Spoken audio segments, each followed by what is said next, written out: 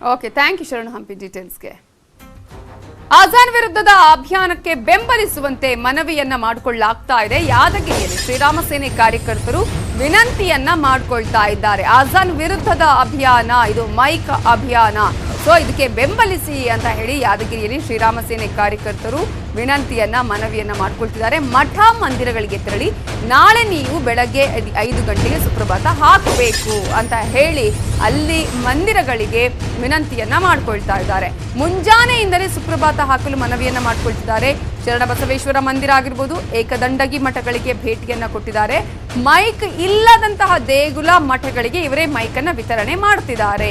ಹಾಗಾಗಿ ನೀವು ನಾಳೆಯಿಂದ ಸುಪ್ರಭಾತವನ್ನು ಹಾಕಬೇಕು. ಬೆಳಗ್ಗೆ ಆಗಿರ್ಬೋದು, ಮಧ್ಯಾಹ್ನ ಸಂಜೆ ವೇಳೆ ಈ ಒಂದು ಆಜಾನ್ ವಿರುದ್ಧದ ಅಭಿಯಾನಕ್ಕೆ ನೀವು ಬೆಂಬಲವನ್ನ ಕೊಡಬೇಕು, ನಮ್ಮ ಅಭಿಯಾನಕ್ಕೆ ನೀವು ಸಪೋರ್ಟ್ ಅನ್ನ ಮಾಡಬೇಕು ಅಂತ ಹೇಳಿ ಶ್ರೀರಾಮ ಸೇನೆಯ ಕಾರ್ಯಕರ್ತರು ಈಗ ಮಠಗಳಿಗೆ ಮಂದಿರಗಳಿಗೆ ಹೋಗಿ ಮನವಿಯನ್ನ ಮಾಡ್ಕೊಳ್ತಾ ಇದ್ದಾರೆ, ವಿನಂತಿಯನ್ನ ಮಾಡ್ಕೊಳ್ತಿದ್ದಾರೆ. ಮೈಕ್ಗಳನ್ನ ಕೂಡ ಯಾವ್ಯಾವ ದೇವಸ್ಥಾನಗಳಿಗೆ ಇಲ್ಲ ಅಲ್ಲಿಗೂ ಕೂಡ ಮೈಕ್ಗಳ ವಿತರಣೆಯನ್ನ ಮಾಡ್ತಾ ಇದ್ದಾರೆ.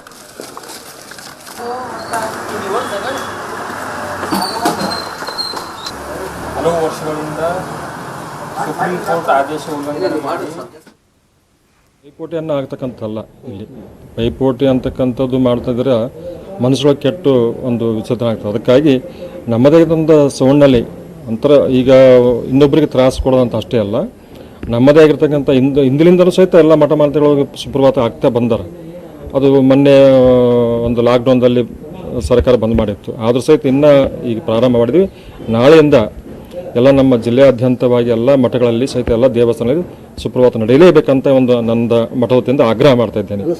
ಯಾಕಂದ್ರೆ ಒಂದು ಕಾನೂನುಬದ್ಧವಾಗಿರ್ಬೇಕು. ಯಾಕಂತಂದ್ರೆ ಪೂರ್ಣ ಅತಿಯಾಗಿ ಇನ್ನೊಬ್ಬರಿಗೆ ಈಗ ಇವತ್ತು ಹೆಂಗಂತಾರ ಧಾರ್ಮಿಕ ಪ್ರವೃತ್ತಿ ಒಬ್ಬರಿಗೆ ಕಿವಾಗ ಹಿಡಿಸ್ತಂಗಿಲ್ಲ. ಹಾಗಾದ್ರೆ ಯಾದಗಿರಿಯಲ್ಲಿ ಯಾವ ರೀತಿಯ